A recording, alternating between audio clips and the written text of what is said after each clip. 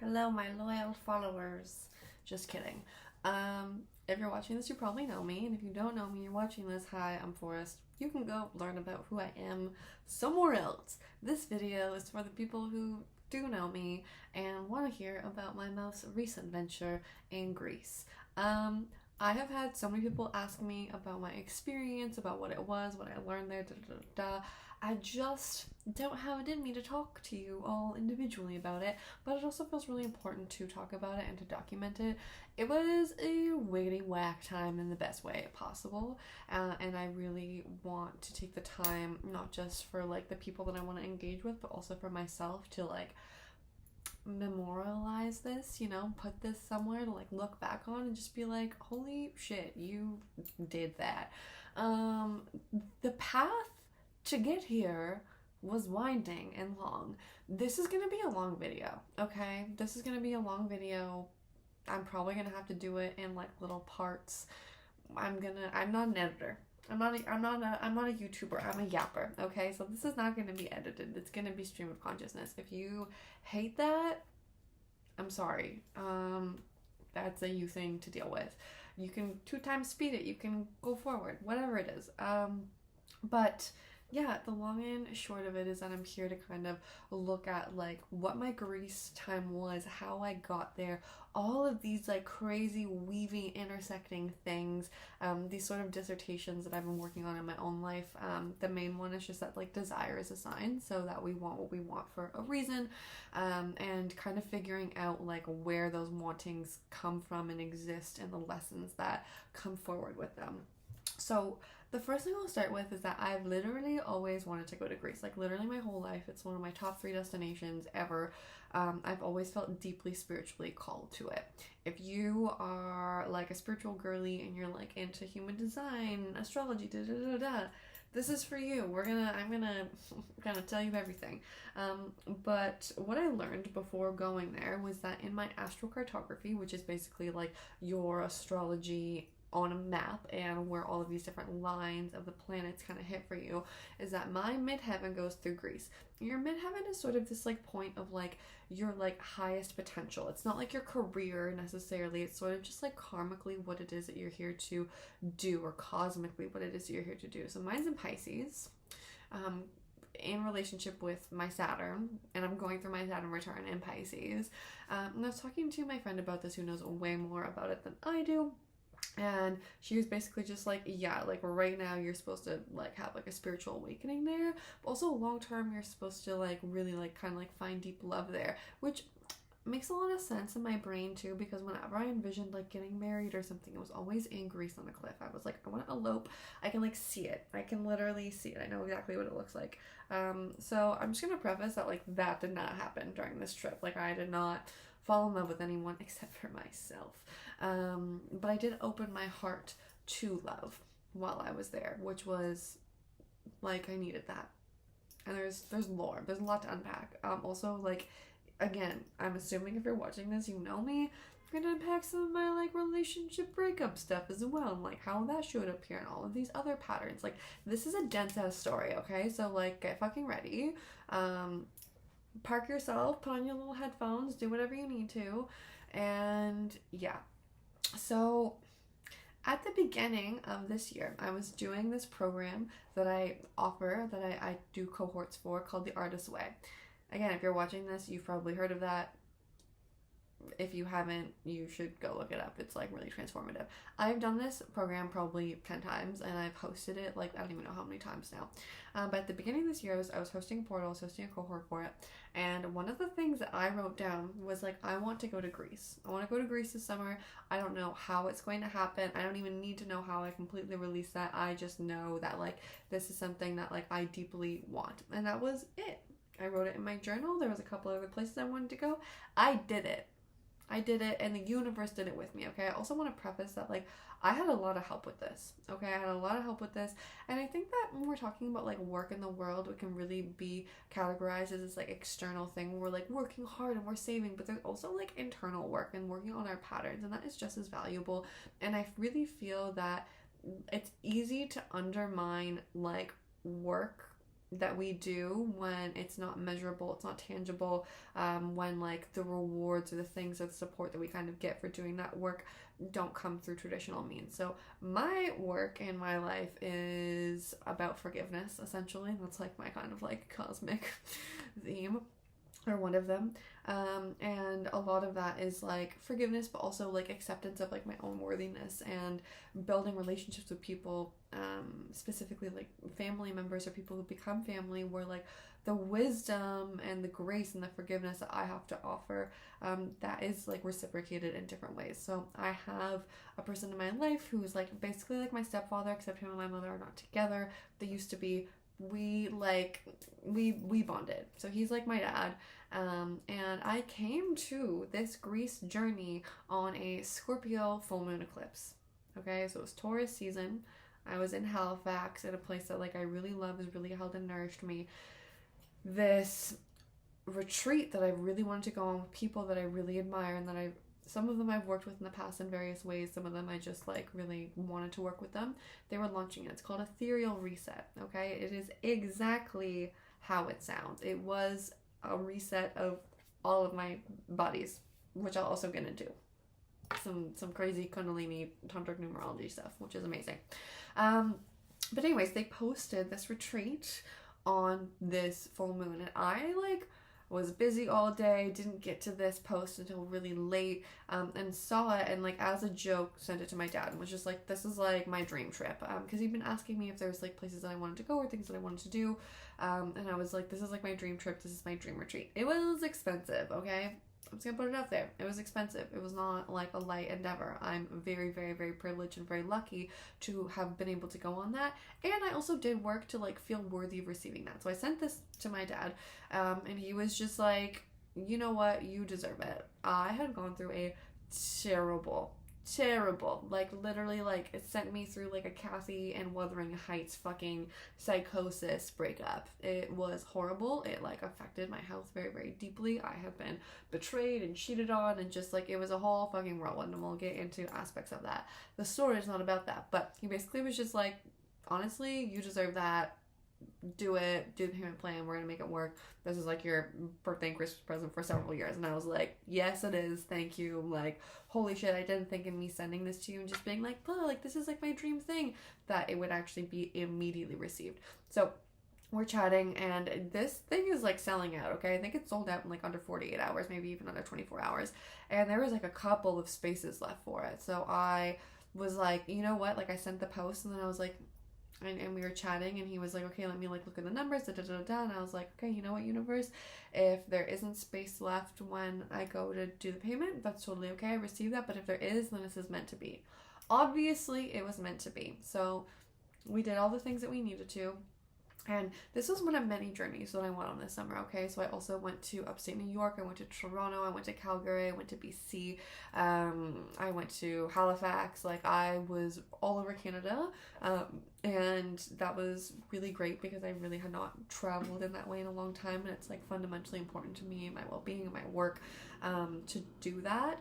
And yeah, and this was a part of it. So this is sort of like the epilogue to my summer, and a lot of this was really me understanding and like coming to this realization of like the energy that I built my life on here. I live in Montreal. The energy that I built my life on here, like when you build something, you need that same energy to maintain it. You know what I mean?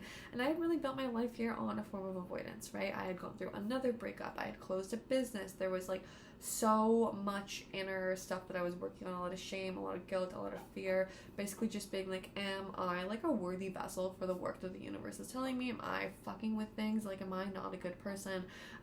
There was a lot that went through before all of this, and I was in also insanely deep burnout recovery for like literally a year and a half. I just like really couldn't get to the capacity that I used to be at. I also like have like some neurodivergent things, and that was really prominent during that time, and I'm so lucky that I was deeply supported through that time so that I could actually heal through it, because I don't really know what would have happened if I couldn't do that. And so I'm really thankful to the universe and to the people around me for like weaving those paths together. And I'm also thankful to myself for like accepting that and knowing that I'm worthy of that, and that like the work that I do gives people the same opportunities to rejuvenate themselves, to heal themselves, to see themselves. So this was sort of a reflection of just like what it is that I knew that I deserved, and also actually showing up to receive it. So I moved through this summer.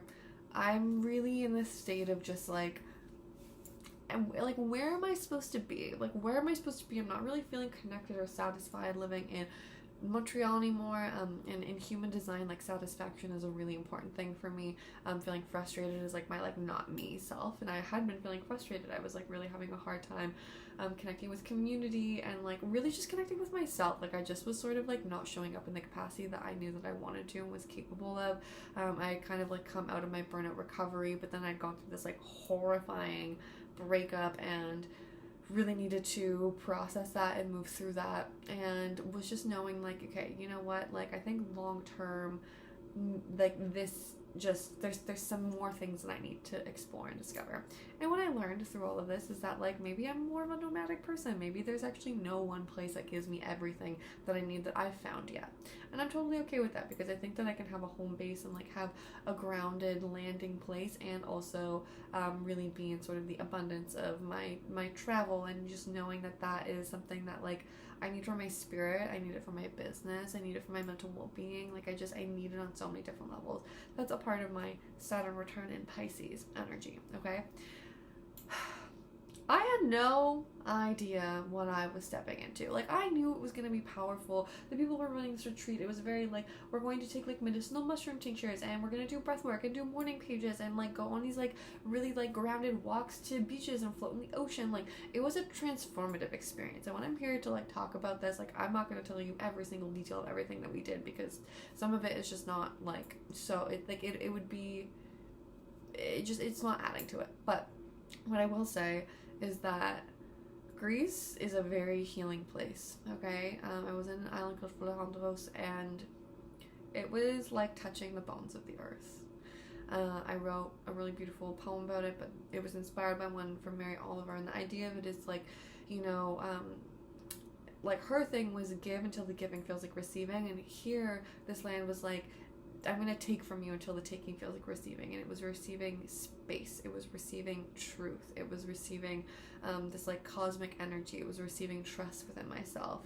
It was just like, it was so powerful. And I was with 18 other women, including the people who were running it. So there's 19 of us total. And I don't know how we got so fucking lucky, okay? I think everyone had the same experience where we saw it and we just said, yes, I fucking need to do that. And we all said yes, like immediately, because we had to. It sold out so fast. So there was this sort of underlying energy of like this cosmic connection that was calling us all forward. It was the first time this retreat was ever being hosted. And it was also one of the first times that like some of the hosts were hosting retreats. So some of them were more experienced, but some of them were like brand new at it. It was like, I say this with so much love and respect, but like I don't think I'll ever go on another retreat again. Like the standard is just so fucking high now. But yes, so this was in my astrocartography laid out to be a spiritual experience for me, and boy was it ever. So there are a couple of things that we did and that we looked at throughout this that I found really, really empowering. So the first one was human design. If you don't know about human design, it's basically astrology in the body, but like it's a lot less like categorized and like reductive, and it tells you a lot more of just like how it is that it's best for you to live. Like, what is the design of this in your body? It also looks like the Yijing and these gates and like your organs, and like it's just so comprehensive. It's so beautiful. It's so deep. You could spend your whole life studying it. And I learned a lot about myself through that, and about what it is that I need, how it is that I can act in the world, and then given the space to actually live in that way. Right? Like, it's not just getting this information and then being like, well, how do I apply it? It's like we were given this at the very beginning, and then we had this week to really look at that and integrate it and play with it, and like have conversations with other people who also had this information and had similar patterns, and figure out what worked for us, and like really kind of you know, remove some of the structures that are not our internal structures that keep us from living in this truth. So I'm a manifesting generator, and if you know about this, then, you know, take that and run with it. It really makes a lot of sense. But the idea is just that, like, I come up with ideas and then, like, I can bring them into fruition. But, like, I'm not supposed to do the same thing all the time. I'm supposed to be moving around. I'm supposed to be doing a lot of different things. I'm supposed to be a multi-hyphenate. I'm supposed to be exploring things. That is, like, a part of, like, the energy that I bring to the world. There's a lot of other stuff that I got into that, like, maybe I'll get into after. But another thing that we learned that was fucking mind-blowing for me was about tantric numerology. So tantric numerology is related back to Kundalini yoga, and it has this idea that, like, we have these different bodies within us. We don't just have a physical body. We have, like, a breath body, a pranic body. We have 3 different mind bodies, the positive, neutral, and negative minds, like our aura body. And anyways, so in all of this, you, like, have, like, a soul body, or like a yeah, something that, like, your soul resonates with. I have it written down here. You have your karmic body, so it's sort of just like your relationship with others, what it is that you're here to sort of, like, heal and grow through, and, like, where some of your challenges might be in life, and, like, kind of working with that.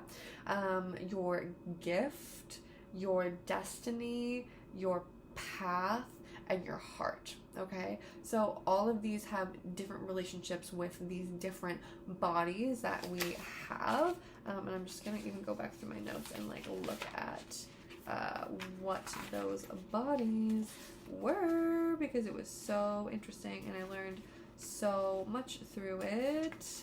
Where did you go? Okay, so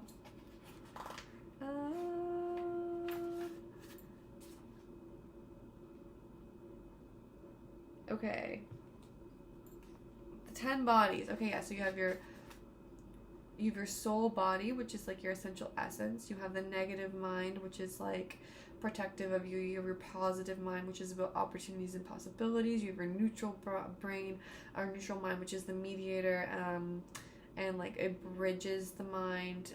It's like a non-judgmental awareness and wisdom. You have your physical body, which is, like, your, like, kind of, like, health and your endurance. You have your arc line. Okay, so there's 2 arc lines, and it's like this, like, halo over here, but women also have them from their nipples as well. You can see a lot of this in, like, Renaissance art.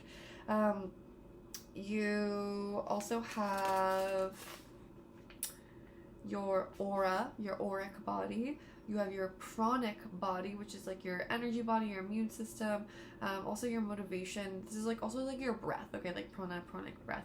You have your subtle body, so it's, like, perceiving the unseen, knowing the unknown, your intuition. And then you have your radiant body, and so this is, like, royal emanation. You can, like, hold yourself to a degree of presence, confidence, grace.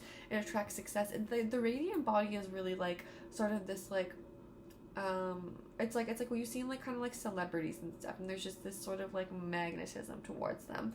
And then there is this 11th body, which is just sort of the embodiment of all of these 10 bodies. So it's, like, mastery, living in harmony with yourself, this sense of peace and completeness.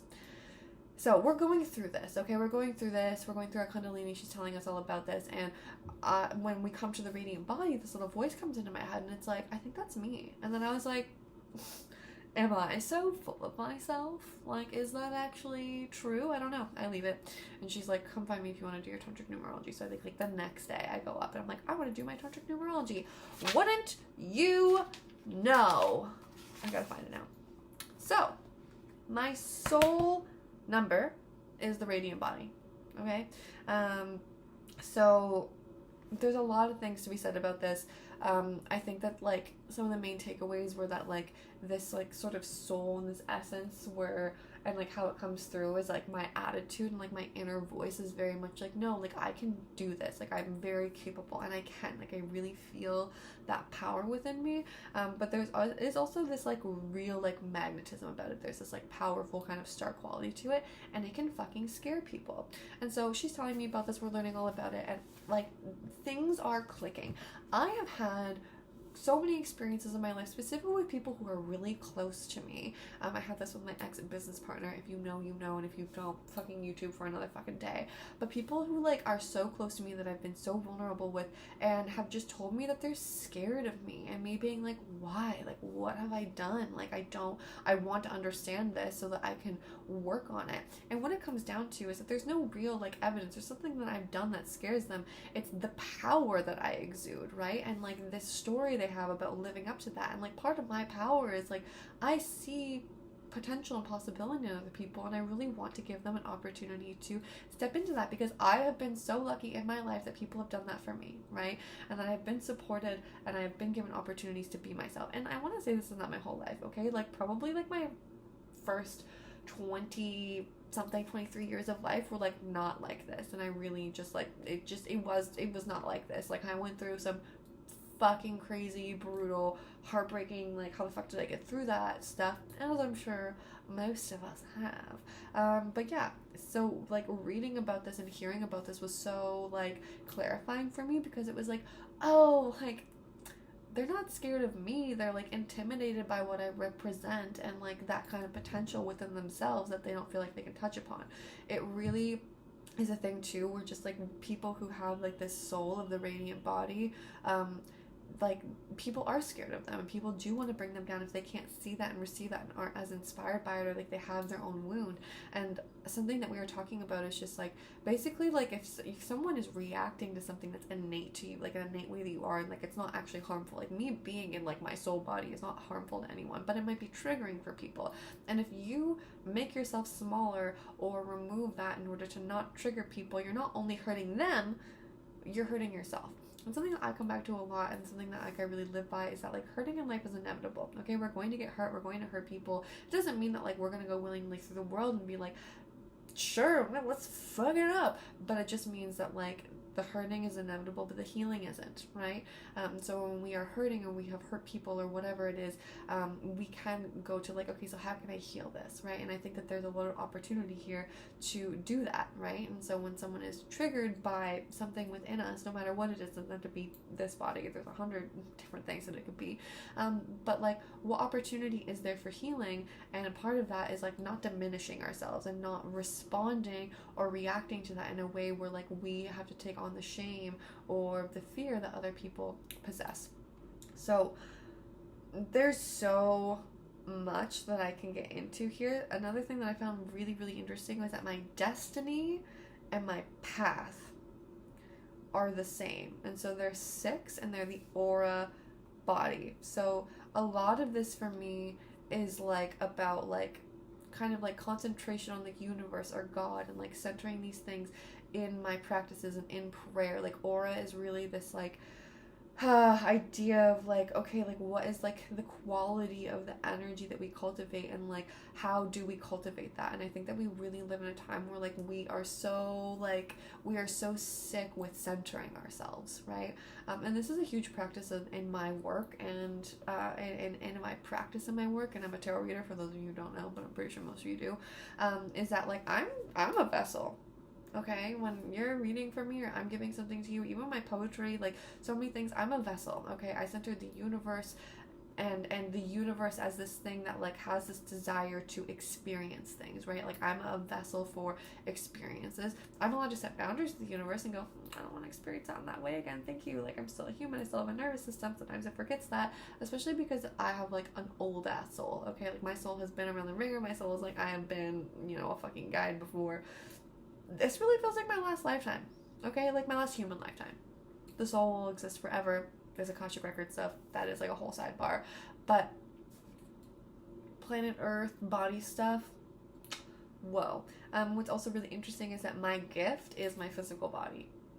I am sometimes so at odds with my body, because I'm just like, damn, like, it's just like, it's not even that it's hard to take care of it. It's like very simple. It's very straightforward, but I just feel so like kind of at odds with it sometimes. And not that it's doing anything, it's just this like inner dissonance of just like the capacity that I see and can touch upon things within my mind, and then like the kind of like limitations of what this body needs. You know what I mean? I'm like, oh my god, you need to be fed every day. And so what I also learned is that a lot of my stuff with human design, and if I'm like using that correctly, can really support what it is that I'm seeing in this like tantric numerology. So learning this was really transformative for me, because I've just, again, had so many experiences in my life where I like have felt this, and like felt this like kind of like star power, if you will, and not in a like a full of myself way, but like even as like a little girl, like I like had like a talk show, a potion making show in the bath, and I always was really like drawn to like, I don't know, this like sharing of wisdom and like this embodiment of peace, and just like really wanting to kind of like share, and like and share in a way of just like I know that I'm here to do that. Like I know that people are drawn to me, and I know that I'm a vessel for wisdoms that like are outside of even my own existence sometimes. Acknowledging that consciously in the world that we live in can make you feel like an egomaniac or like a narcissist, you know? And knowing that it just comes from such like a humble place, and with so much humility and just this like reverence for life and the universe, and like really wanting to learn how to translate that was really important. This is also Pisces midheaven. Okay, like really this like bringing things down from this etheric dream heaven world and landing it in reality, allowing that to actually be true, being a vessel for that pipeline, and being like, look, like this is possible, we can do this, and it's going to be different for everyone, but like we can do this. Like desire is a sign. We don't want what we want randomly. There is a reason for all of that. Like there's 100 million things that we can want. Okay, we all want different things. So this was really interesting, and to also be in a space where I could be, first of all, witnessed in that, and like seen in that, and talk about it, and just be like, I am radiant actually, and like I do have a magnetizing aura, and like that is my soul, and there's nothing wrong with that, and like I actually, this is a fucking gift, and I should be using it. Like it just really gave me such a deep understanding and appreciation, but it also opened my fucking eyes to things in the world, and it is so interesting. It is so interesting, first of all, how when you really embrace something and see it, the things that come towards you, but also it's so interesting, like with that knowledge and the flip side of it, that fear, to see how people are repelled from me. One of the instances that I had was on my way home. I was on the plane, and I don't know why, but one of my stewardesses, one of my air hostesses, had beef with me for no reason, okay? I was being so sweet. I was like it's like a 3-hour flight. And it was like a really subtle thing. I basically just asked for ginger ale, and they're like, we don't have ginger ale. And I was like, okay, cool. Like, what do you have? She told me. And you know how when they give you their cups and it has a line and they fill it to the line? They like, I got like out of a fresh bottle. Like, if this is where the line was.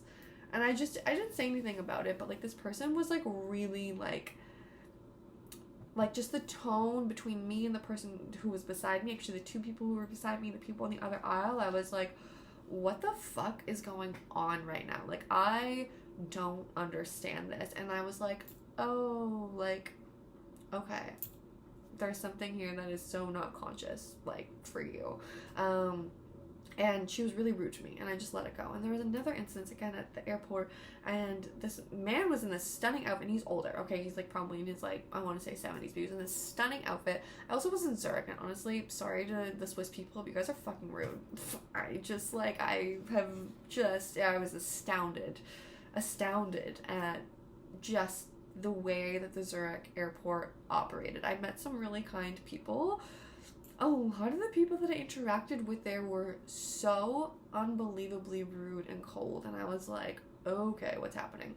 And I just come off of a retreat. I also love being in the airport. Like, the airport is a great liminal space for me, so I was thriving. That was not received well by certain people, which I found really, really interesting. But yeah, anyways, I saw this man, and I was like, I'm sorry, sir, I just like have to stop you and compliment you and just say that like I love your outfit, you have great style. And he looked me up and down and just went, huh, and walked on by me. I was like, okay, this was weird. And to be fair, I've been traveling for over 20 hours. I'm in like, you know, my travel clothes from Greece, like different energy. But it was just so like, I was being radiant and sweet and being like, you look fabulous. And it was so just like, I'm gonna bring you down. It was really interesting. So there's a lot to reflect on in this. There's a lot of like healing that kind of came from that and understanding that and just really being able to give myself permission to be like, whenever I'm experiencing this, like, this is not a me thing. This is not a me thing. And the best thing I can do is just continue to be like really loving, maybe not give those people so much energy, but like the thing to not do is to dim yourself and to sell yourself short. Okay. So that is one aspect of it. There were so many things that happened there that really touched upon themes that were really important to me. One of them was worthiness. So in our opening circle, you know, everyone's talking about who they are, what they do, I'm like, I'm a tarot reader and a poet.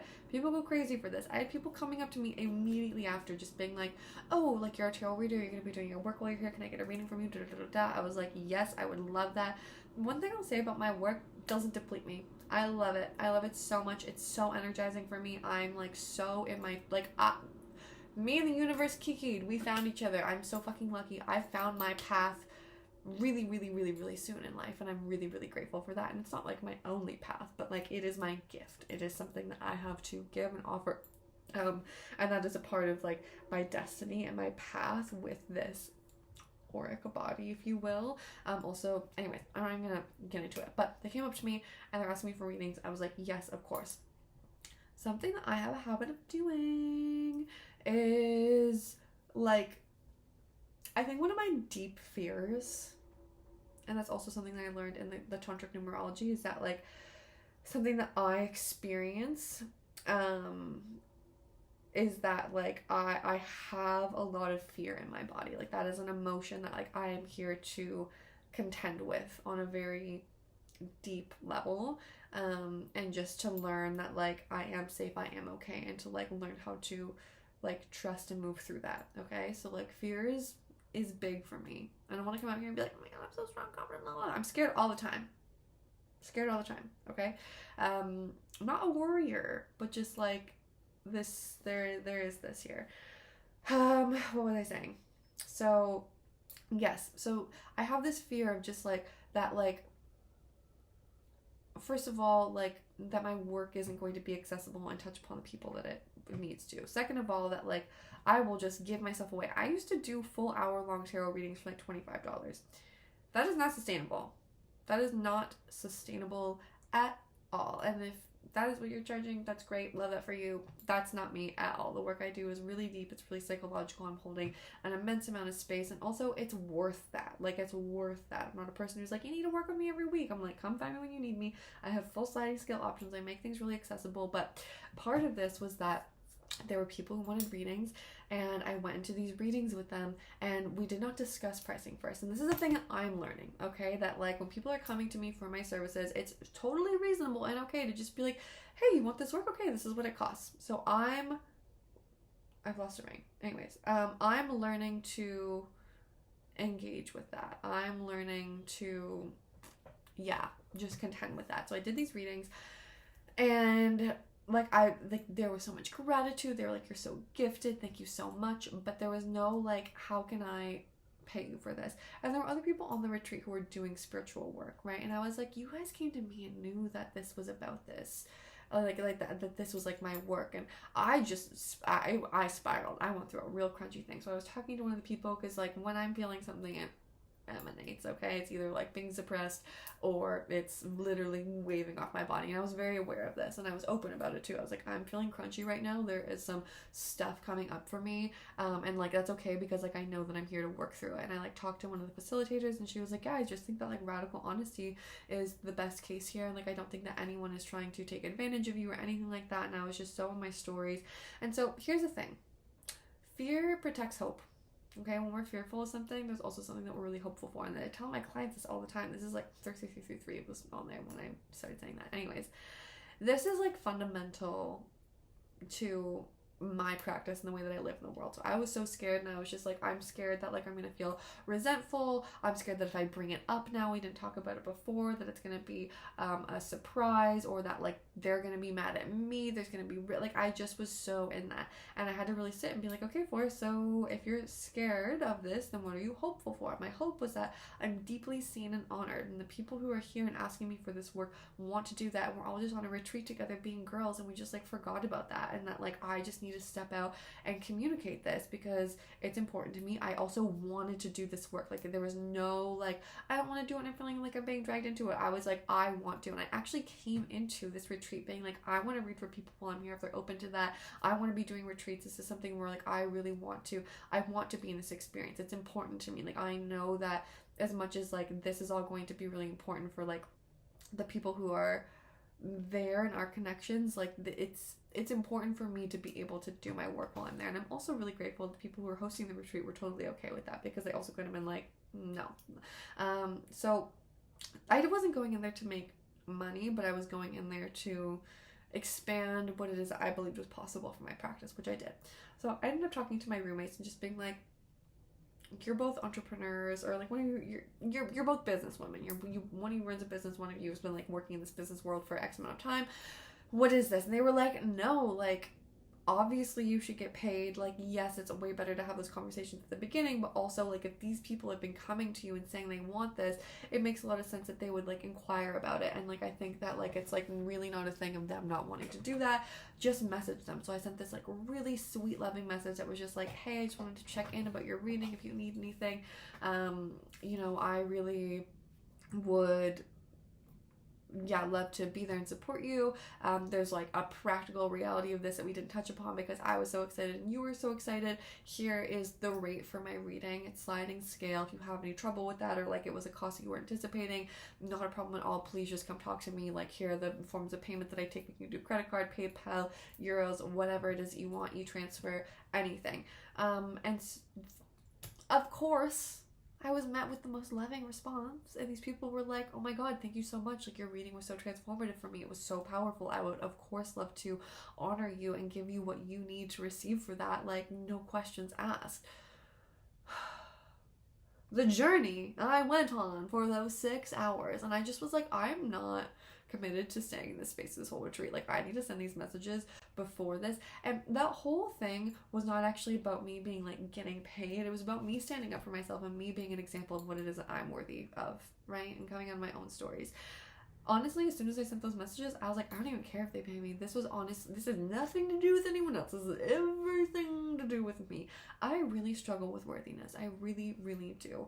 I grew up with like a single mother who was an alcoholic and a dad who like blamed me for his leaving because of choices that were like so outside of my control. I like didn't always grow up with what I needed. I really like, but also like in a way like it did, I had grandparents who like cared for us, and it's like I had like a laptop and I was clothed, but also we didn't always have like the food that we needed, and like my mother was not emotionally available, and there was like a lot of spiritual, mental, emotional, and physical abuse that happened. Mostly neglect too. Like I really was just neglected in my younger years by the people I needed to not be neglected by, and then the people who really were trying to be there for me, I was cut off access from them because of my mother's own wounds.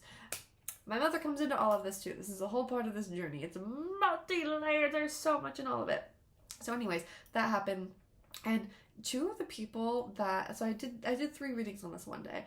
The first person, like, I was just like, I know for a fact that this person is going to like so deeply honor this and just be like, yes, of course, like no questions asked. The other 2 were older women. Love them. They healed me. These people healed me, but I had my own biases about them, and I had my own stories and my own projections about them because they are very materially secure. Like they have an existence and a life. Not that they came from that, but they have that in a way that I was like, oh, like, I don't know, I just was creating stories about it, and I was jealous of it, honestly. I was like, I feel like I deserve that, and I want that.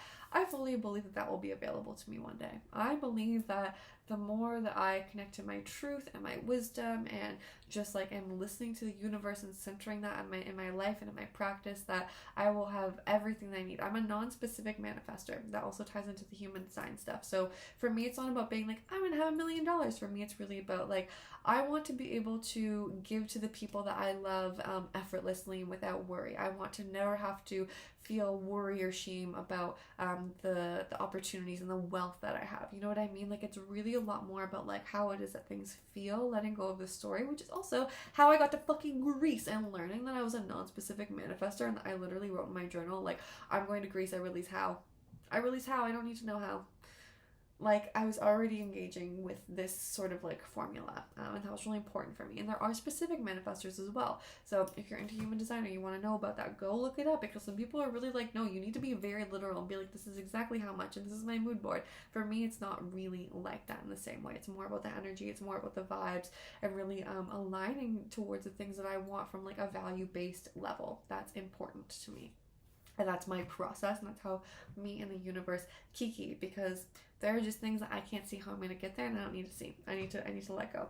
So that was a part of what happened. I obviously got paid for all of it, but like, it was so interesting just like being like, I'm going to be vulnerable and I'm going to share this, and I'm going to share this story and this shame that I have, and I'm also going to show up for myself. I'm not going to perpetuate this, and I'm going to do it in a way that's so loving and so kind and like so is in alignment with my values, and is me being like, I'm mothering myself. Everyone was like, yes, of course. Those women came up to me the next day and they were like, we got your message, like, we have euros for you, like, everything was fine. And that opened the gates for, you know, further abundance. Like, it really was, like, I needed to go through that. I needed to go through that. I needed to be in this safe space to have this really crunchy emotion and to, like, get feedback from people that I already loved and already trusted and were there. And I was just like, there's a cosmic reason for all of this. I want to come back to my mother and these two women, okay? So they're like in their like late 60s, early 70s. They're both mothers. The way that these women love their children is so profound. So I was talking to one of them. This isn't really my story to tell, but basically she was having this estrangement with her daughter, and like we were just talking about how fiercely and how deeply she loved her, and like the ways in which she was willing to allow her daughter to have this space that she needed and like surrender to that, while also like really deeply praying for her to come back and for these changes, and like just to like kind of have revelation and whatever it is. By the end of it, by the last day when they were leaving, I was sobbing. I was sobbing when they were going, because there was just something about being in their presence and being loved by all these women and witnessing this, and just like the ferocity to which my mother loves me, I experience as violence sometimes. It's so intense and so deep. I don't think that anyone can understand it if you're not a mother. And I say this as someone who's not a mother. So like, I think there's also an aspect of it that like I couldn't quite understand, but also could, because I spent 29 years of my life raising my mom, and I'm still doing that, and I probably will do that for my entire life. And not to say that she hasn't raised me either, but I'm raising her, and that is something that I've really had to contend with, right? And like that has really formulated a lot of the decisions that I have chosen for myself, including like not wanting to have my own children, and also finding like such forgiveness, because if my mom had been resourced the way that she should have been and deserved to be, she would have been the best mom in the fucking world. And in so many ways, like, she is and was, but there was this like deep disconnect. Like, I didn't even feel safe for my mom to touch me. So before I went on this trip, my friend Britt, who is an incredible healer, space holder, she works mostly in the field of osteopathy, but she also works with like frequency. So there's this device called the Healy. It's fucking amazing. I can't even get into all of it. But basically, it just reads your like energetic fields. It reads the things that need your most attention, and then it gives you frequencies and currencies for this. And if you do that in conjunction with your osteopathy work, holy motherfuck, it's incredible. It's not even like a recommendation. It's just like, it fundamentally will change your life, and you have to be like prepared and open to dealing with that. So much of what came up in the Healy reading were things about my mother, okay? And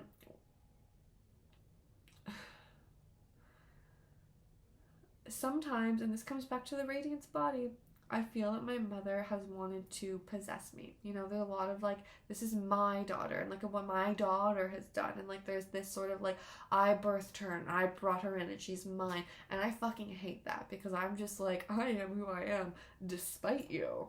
Like, you don't get to own this. And you know what? my mom is a fucking incredible woman. She really is. And she's deeply spiritual and she's really wise in her own ways and she loves us fiercely. And she also was like fucking traumatized and not resourced properly and like has gone through horrible things. And even from just like birth, like she doesn't even know her biological father. Like there are so many things that like if you know about like the womb and birth and energetics and lineage and like the matriarchal line, it's like, oh, no wonder, like I'm literally breaking family curses, okay? And so is she. And something I'll say about that too is that like when I was opening my first business, I was on the bus. I was on my way to get my first check that I had received to open my business. I was so proud of myself. My mother calls me and she's like, Alma has died, who is her mother. I was relieved. I was so relieved. I was like, that woman was blocking us. Good riddance. Like, and I say this also because like this woman had been dying my whole entire life. We had a very strange relationship. I had not talked to her in probably 5 years. Had been wounded by her in ways I can't even begin to speak on here. Just like horrific. Absolutely horrific. When she passed away, I was like, our entire family is better for it. And she wasn't like, it doesn't even matter. The point is that it was a relief for all of us. And not to say that there wasn't grieving there, because I'm sure my mom went through immense grieving, but I was at peace with it. And I was like, you and me and your ghost will kiki. We're not done, but like your physical body existence is like fucking with all of us. And like the matriarchy needs to heal. So let's do that. And my mom, I will say, has also done a lot of like really deep spiritual work, and also like the way that she learns and her process is really slow, and she needs to move through things in a different way. And like, you know, she also like, she had me when she was 21. Okay, like she didn't have time. Her brain wasn't even fully developed. Okay, and her brain was probably not even fully developed by the time like my dad left. You know what I mean? Like I'm just like, whoo, there's so much there, and I feel truly so, I just feel for her. I really feel for her, and I also feel for myself because I still had to deal with the consequences of that. But my capacity is different than hers. My capacity is different than hers. My gift is different than hers. My wisdom is different than hers, and like I was put here to do that. So they really healed something within me, and a part of what I realized is that like one of my gifts on earth is forgiveness. I am an incredibly forgiving person. I believe that forgiveness is the key to healing shame, and I think that shame is like the destroyer of good things. Okay, we live in a society that wants to imbue shame upon us so that it can control us. Okay, society wants us to be in shame. It started with Christianity, it started with religion. We're not even gonna get fucking into that and the way that they fucking, you know, made a god, a figurehead complicit in that. I believe in God. I don't believe in God as like God, but like I believe in God as like the universe. I believe in like Jesus as like an ascended master, which is something that also one of the people who was running the retreat said, and it like really struck me. When I was a child, I was obsessed with church, like obsessed with church, obsessed with God. I wanted to go so badly. I like talked to spirits all the time. I would sit and meditate and pray by the water. I would like, when it was like Christmas caroling season, I would go door to door and Christmas carol. Like I loved God. I talked to God. We had a relationship, like a deep relationship. My family is not fucking religious. I remember the first time I wanted to go to church, my grandma had to get one of her friends to take me, and my dad comes up to me and he's like, when you get there, just tell them that we come from monkeys. He thought that was funny. I don't think that I said that, but you know. All right. Religion and spirituality are very different. Religion is like a controlling mechanism in my eyes. I think that we can be deeply spiritual and still believe in things that religion has commodified. So I'll say that there. But yeah, I've just like always had these different gifts and these different relationships with these things. I forget where I was going with all this at this moment, but yeah, really was a moment. Oh yes, forgiveness, which is like such a big teaching of all of that, right? And like this like idea of just like really like we need forgiveness for ourselves and for others to move beyond shame. And there's this idea of grace, and I think it's Brene Brown who said it, but it's like grace is when our mistakes can serve forgiveness instead of shame, or serve purpose instead of shame, right? So like we're going to make mistakes. better to make 100 in one day than 1 in 100 days. Let's just move through it, in my humble opinion. But like, our mistakes serve a purpose, right? And it's not to bring us down. It's not to bring us into shame. It is to help us grow. And so, you know, living with someone who was shamed her whole life for her mistakes, and then who shamed me for things that were perceived as mistakes. Ooh. And like, I want to say, like, my mother also was like my biggest advocate and hero, and like wanted me, not maybe hero, but like she really wanted the best for me. And I think also she was jealous of me. And I've unpacked this a lot with my therapist, but a lot of that ownership is this, just like, I want to know that like the part that I've given here is being honored. And I get that. Like, I get that. And so the thing about me is that like, I'm really willing to forgive anyone and everyone, sometimes to a fault. My family, I feel like I've forgiven more times than I can count, and they have wounded me more deeply than anyone, which I'm sure is true for so many people. And there's come points where I've just been like, nope, we're not doing this anymore. Like, you need to go do this. Like, I can't do the healing for you. Like, I can't believe in this for you if you don't believe in it for yourself. And so my mom used to be an alcoholic, and there was a point in our relationship where I basically was just like, this is true. You are an alcoholic. These are all the things that you have done throughout our lives that have like really fucked with me and like damaged me deeply, very deeply damaged me. And basically, like, get sober or like you don't have a daughter. So she did, and she's been sober for over 5 years, and I'm incredibly fucking proud of her. We still had so much stuff, like, you know what I mean? It's not like, oh, you get sober and that's that. Like, there's then things to confront of just like, why was I running away through this, and what are other patterns, specifically her patterns with men, which is also like a thing that was passed down. And I totally get it, because she didn't know her fucking father. Like, I get it from a psychological, from a womb, but like, there's so many things where I'm like, objectively I get it, subjectively still hurts. I went through this, and part of my sort of revelations that tie in very briefly with my ex, and there's more there too, but basically was just like, so many of the patterns I experienced with my mother that were deeply wounding were things that I also experienced with my ex. And some of them were patterns that were, you know, duplicated in relationships my mom's had. Some of them were energy. Some of them were like, you know, like healing dynamics. But what I realized is that like, I had been giving my forgiveness to the wrong person. I know that my ex doesn't deserve that as well, but just like, yeah, I'd been giving it to the wrong person. It was way more simple for me to give it to him, and he wasn't doing anything with it. My mother has always done something with forgiveness. Always done something with forgiveness. It was a profound heart opening, and coming out of that with this knowledge of these sessions with my friend who does the healing and the osteopathic work was like, oh, okay, like there's like energetic wounds here that like I literally need to heal my relationship with my mother in order to heal these things within myself and to rebalance myself. And after she did that healing session and we went through all that, she also did energy work on my body. And there were two things that really came up. So one of them was in my kidney, this feeling of disgust. We'll come back to that. The other one was her aligning my neck and me really thinking of my mother. And when I was a child, my mother and I had gotten into a car accident. And I don't know the severity of it or anything. I don't think like anything like truly deeply bad happened, but my body remembered that there were things that it was still holding on to. And there are points like probably from like my late teenagehood on where I was just like, I can't even like even hugging my mother is like so triggering for me. Like it just feels like these little energetic hooks that want to take something from me, and I don't think it's on purpose. But it's like this like attachment, and I'm just like, absolutely fucking not. And like, full disclosure, this is crazy, okay? And if you really don't know me well, this might really surprise you. But when I was at the end of like my high school career, I was, of course, going through another breakup, also with a Gemini who has the exact same birthday as my other ex, which is another whole thing to unpack, but he was an actual angel. This person wasn't.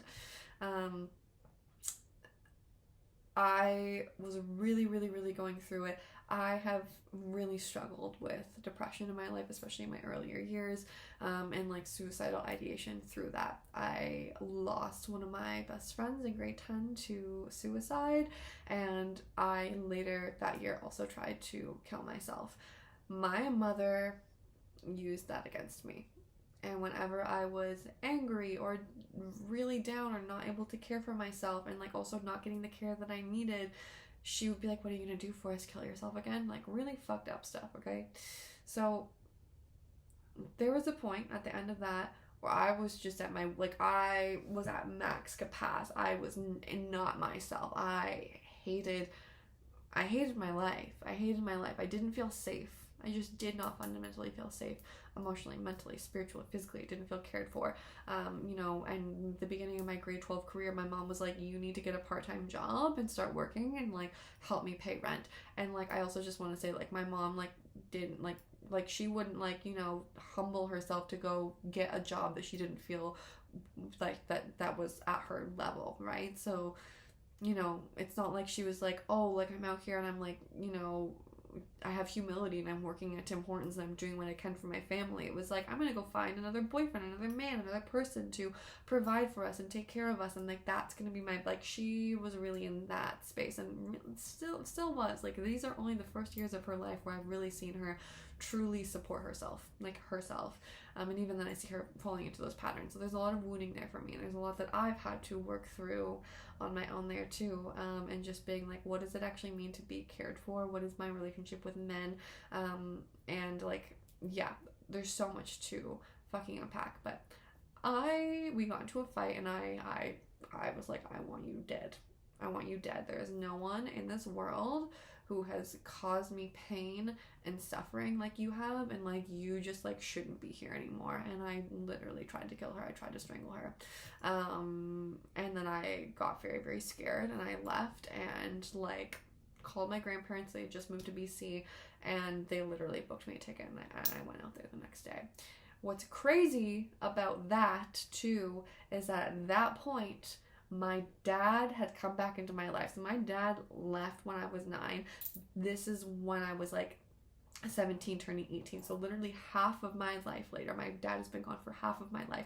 He called us that winter and was like, "I'm coming back to Canada." There's lore there. There's deep stuff there. Called us, was like, "I'm coming back to Canada." That sent me through a fucking loop. I was not well with this information. And my grandfather retired, and the plan was always that he was going to move out to BC when they were retired. And so my dad was moving to BC. My grandparents moved out there with him. My grandparents raised me. My grandparents made sure I was safe. My grandparents are like pretty much one of the only reasons that I'm like a sane person. Like the love and support that they have given me is unparalleled. So when they left, I was fucked.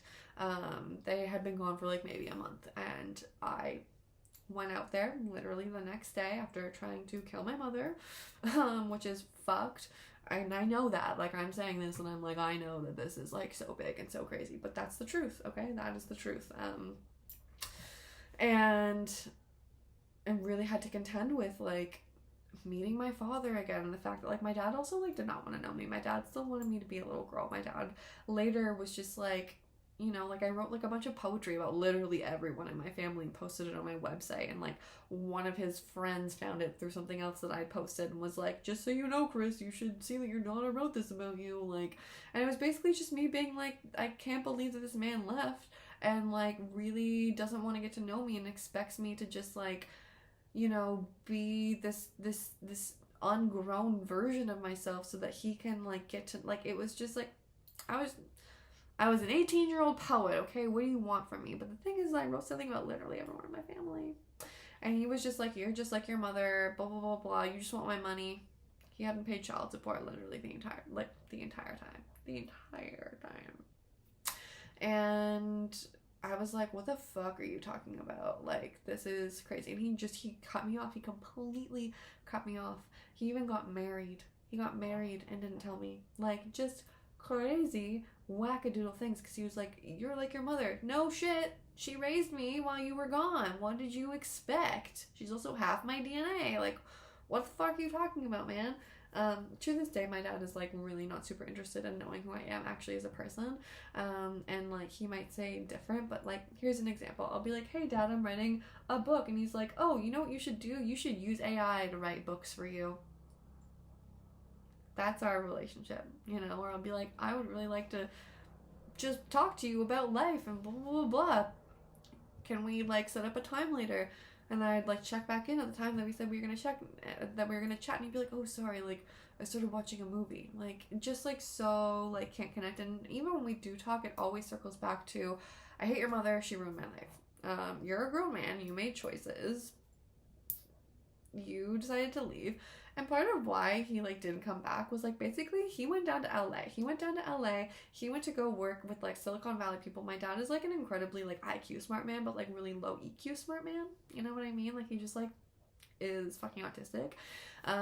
And yeah, he went down there to work on like a houseboat with a bunch of like coders and developers, literally for Elon Musk. Like it's fucking crazy. I wish I could make this shit up. And he lost his passport and was so scared about coming back into Canada,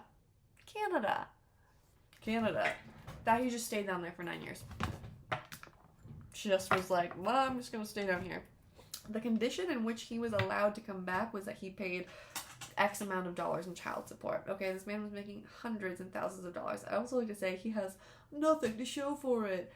My like retired grandparents send him money. He lives in Romania with his wife that he met on the internet. And I'm happy for them. Like, I actually am. I have no beef with her. Addie is great. There's also other lore there, but that is not, like, I'm not gonna expose other people for other things. That's, you know, that's not what we're here for. We're keeping it in the family and relevant to me. But, so do you see where I'm going with all of this? Like, there's fucking layers that were unearthed during all of this, okay? And I just want to like weave a web of like true lore for you, because I think it's really easy to be like, oh, like she's got everything, or it's all so easy, da da da da. Absolutely not. I wanted to kill people and I wanted to die. Like life was pretty rocked at different points, and it still can be like that. Like this winter I was like fully in the psych ward after my breakup. It was fucked. So that's part of my truth, and I just have to embrace that. So to circle back around, really healed some things with my mother, and just being like, I'm actually really ready to embrace like rebuilding a relationship with her again. Like I think that like a lot of the capacity that I was putting into healing other things, especially my relationships with men, maybe that's actually not it anymore. Like maybe actually like my relationship with my mother is actually the most important thing, and that like I again know that I have the capacity to do this, and I do need to take breaks, and sometimes I'm allowed like we're allowed to do that. I have strong boundaries with her, but also she's always been willing to listen. And one thing I'll say about her is that through the years she's gotten less and less defensive. She's been more and more willing to see her shit, and not just like see it through like, oh, I'm being exposed for this, but actually willing to come there on her own and like work through that. And I'm really proud of her for that. And it makes me feel safer to come to her. But like these are old wounds, okay? Like this is shit that's existed in my body for my entire life. I'm like, just like really the body does keep the score. I don't know if I'm a fucking game, but it keeps the fucking score, okay? To go into astrology, there is this app called The Pattern. If you don't know The Pattern and you're into astrology, you need to get the fucking Pattern. Delete CoStar. Fuck CoStar, okay? I said it. That's my hot take. If you really want like a horoscope thing, go to Johnny. Okay? So, The Pattern shows you these like bigger cosmic patterns that you are a part of and that you are engaging with. My pattern right now, the main one, actually there's two, but the main one here is healing my relational wounds. And it is a pattern that I'm healing that started 19 years ago. So when my dad left, and it is specifically about my relationship with men. Specifically. So that's been really interesting to unpack and move through. And there's been some really interesting experiences. Some of them are really like, what the fuck? Some of them are really like, oh my god, like the universe really loves me and wants love from me, you know? But that was like a big part of like sort of this unraveling and this journey that I went through while I was in Greece. yeah.